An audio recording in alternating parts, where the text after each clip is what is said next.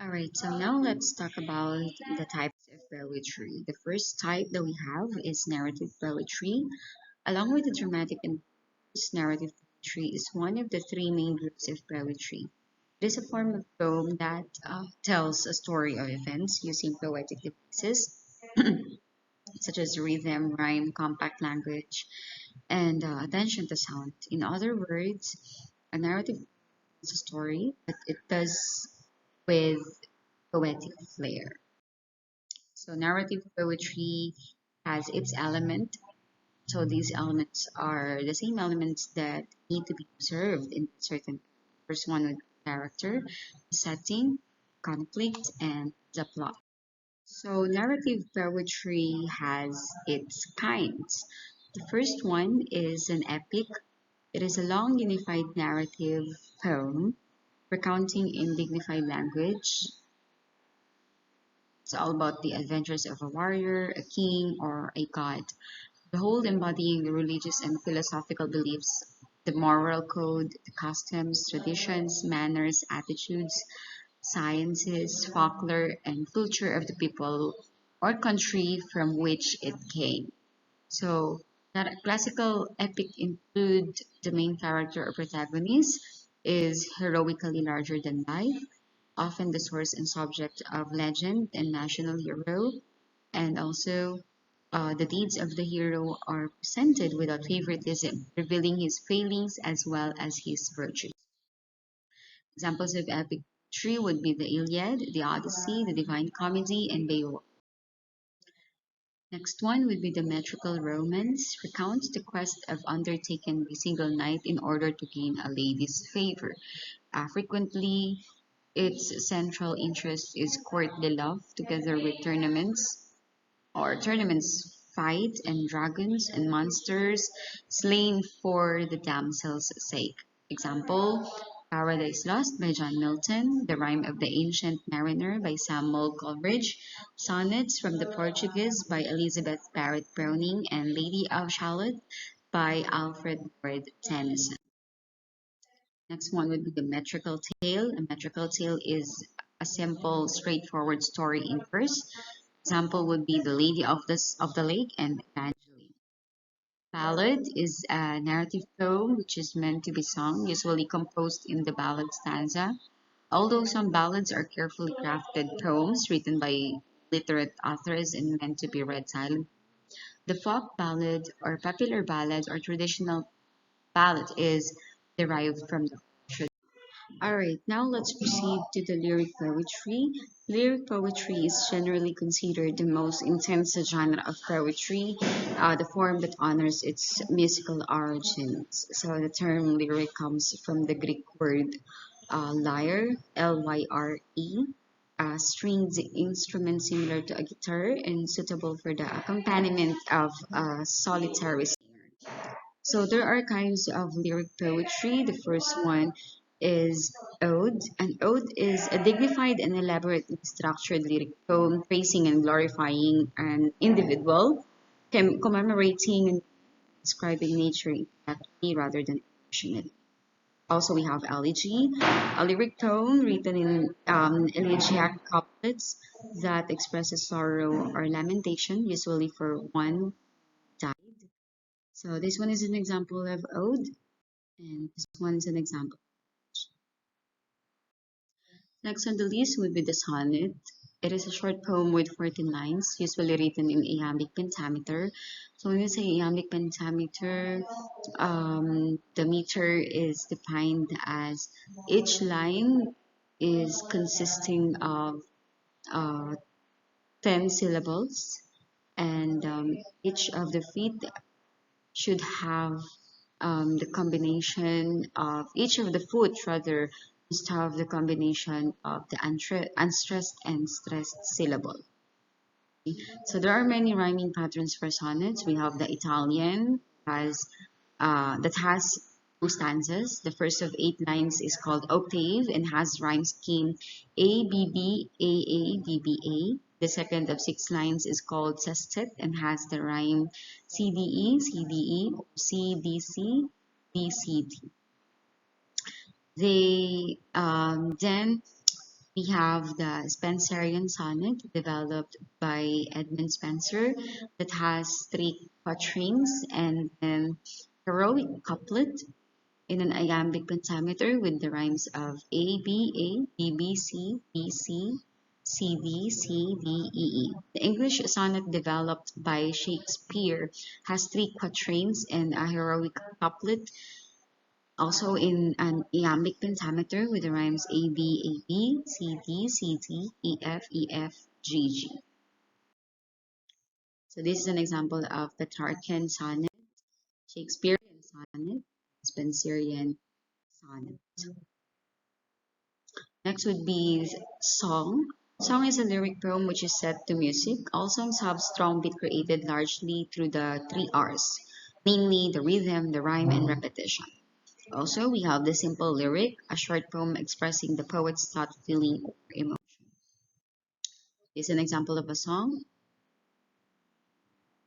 I know if you're going to read that, um, there is this familiar song that will come into your mind.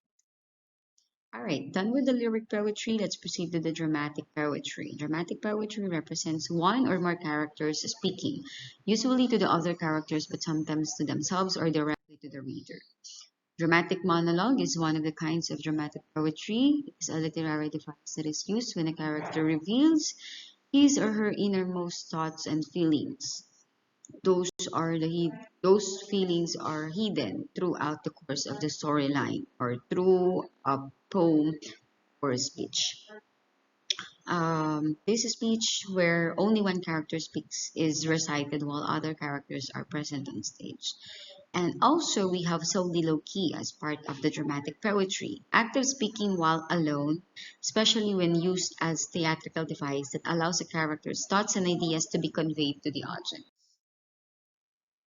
Okay, so we are um, done with those common types of poetry. Now let's proceed to the conventional forms for poetry that has conventional forms. The first one we have Tanaga. Tanaga is a Filipino poem consisting of 4 lines with 7 syllables.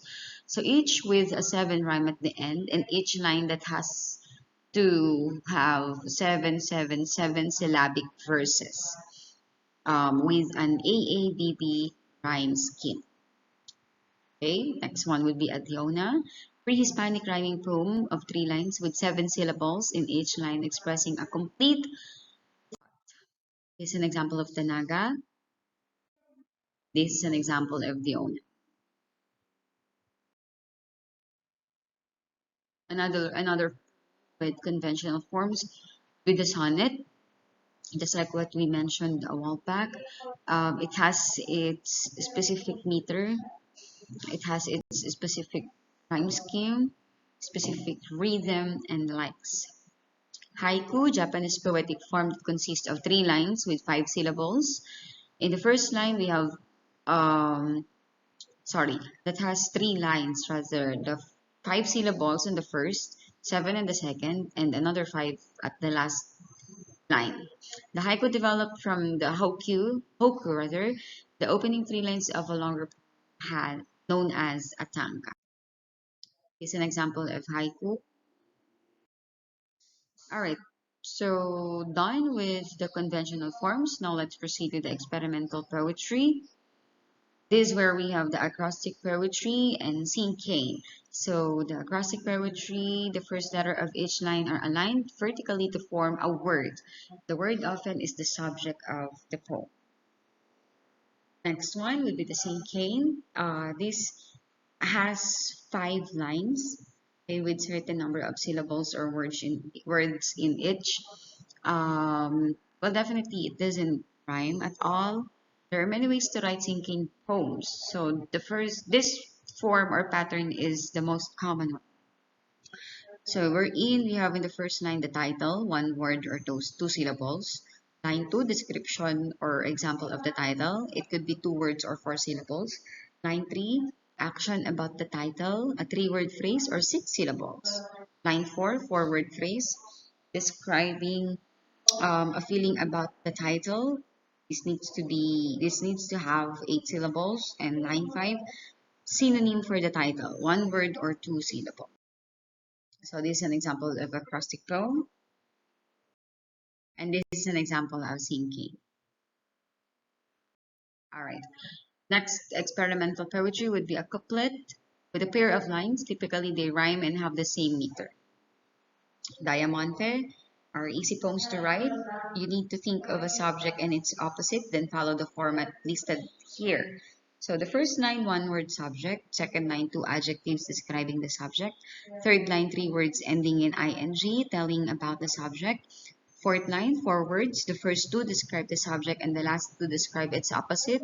Fifth line, three words ending in ing, telling about the opposite. Sixth line, two adjectives describing the opposite. And seventh line, one word which is opposite from the first line.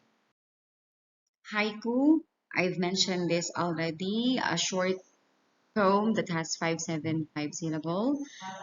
The first line has 5 syllables, second line has 7, and the third line has 5 syllables again. The tanka is a Japanese poem that consists of 31 syllables. So it is structured 5 7 5 7 5 5. First line must have 5 syllables. Second line must have 7 syllables. Third line must have 5 syllables. And fourth and fifth line must have 7 syllables each. So the themes for tanka are love, nature, seasons. Okay, so we also have name poems. First one is Clarihu, a simple rhyme verse, four-line poem in which line one rhymes with line two and line three rhymes with rhyme. The poem was no longer was the poem has no regular rhythm. It contains a humorous reference to a person. The last line contains a pun, usually on some well-known event, life of famous person. Next one will be the sound words.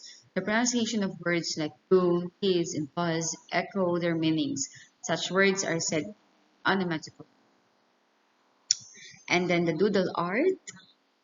Well, some of you might surprised why doodle art is part of it, but definitely it is. It is an unfocused or unconscious drawing made while a person's attention is otherwise occupied. Doodles are simple drawings that can have concrete representational meaning or may just be abstract shapes.